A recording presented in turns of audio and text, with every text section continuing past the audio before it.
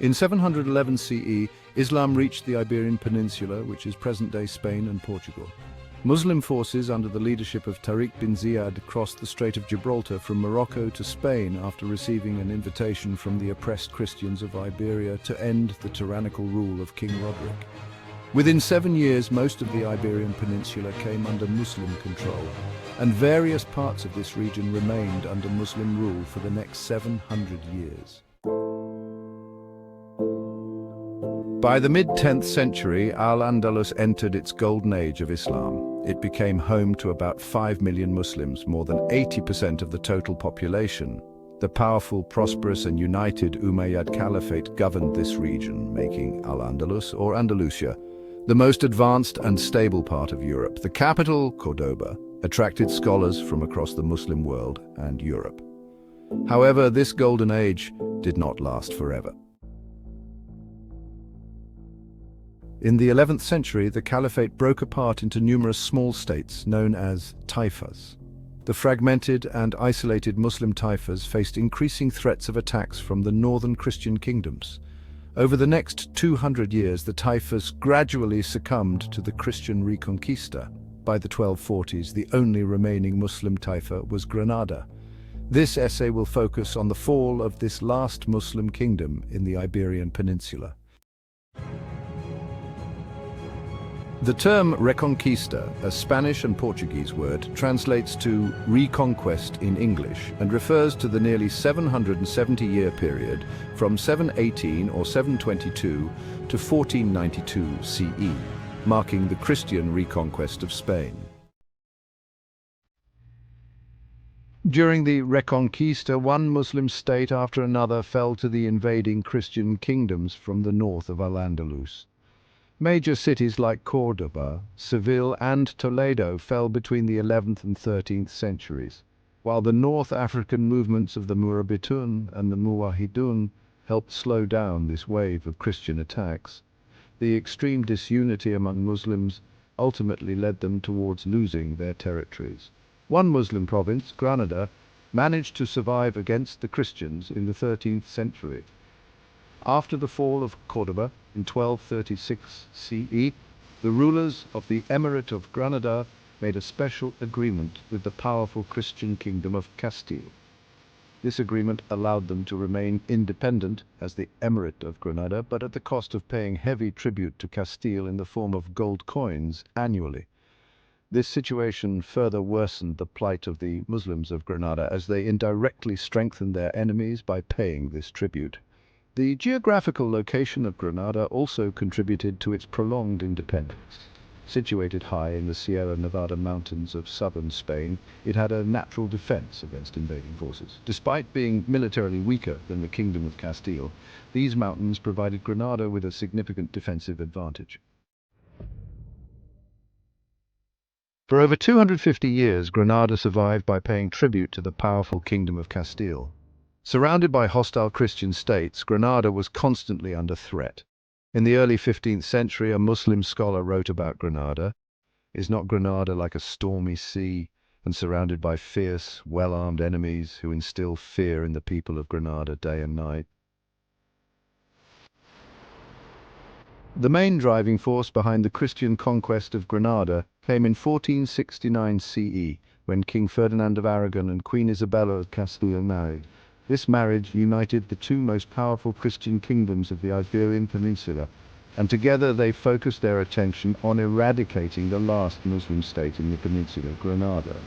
In 1482 CE, war broke out between the newly united Christian kingdom and the Emirate of Granada. Despite being much weaker in strength, the Muslims of Granada fought bravely. A Spanish Christian chronicler honoring the valor of the Muslim soldiers said, "The Muslims fought with all their strength and heart, just as a brave and fearless person fights to protect his own life, wife and children. The Muslim civilians and soldiers of the Emirate of Granada fought with great courage for their existence and to preserve Islam in Al-Andalus. On the other hand, the Muslim rulers did not display such bravery and valor. Throughout the war, the Christians remained united and did not get involved in internal conflicts or disputes, unlike in the past when such incidents were common among them. However, the Muslims faced significant political turmoil due to internal conflicts.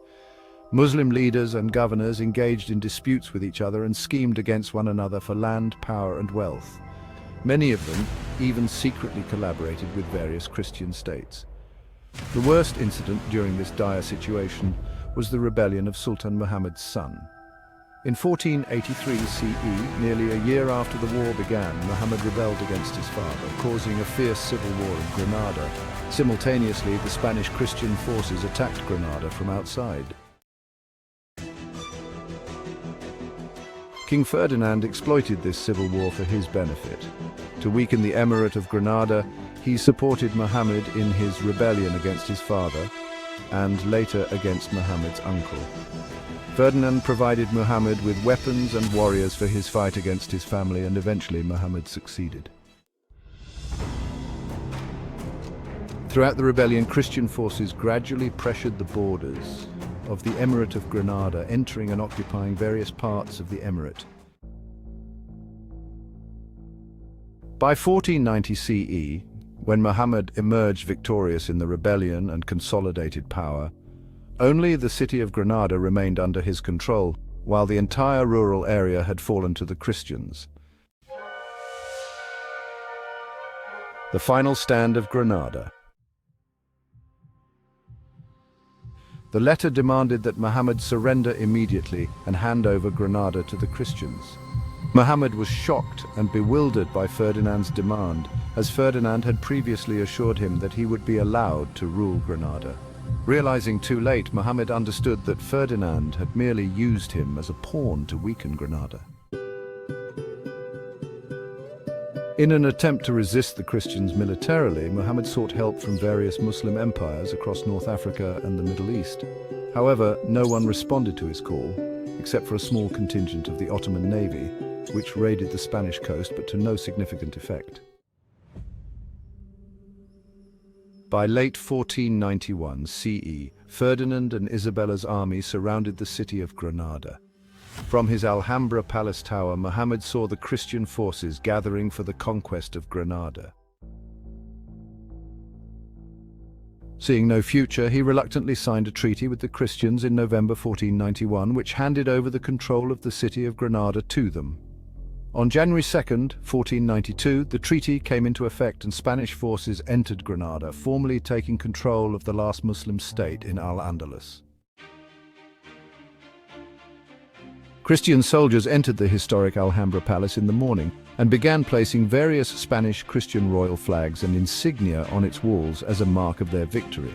On the highest tower of the palace, they erected a large silver cross, signaling to the terrified Muslim inhabitants of Granada that the Christian world had triumphed over the Muslims in Al-Andalus.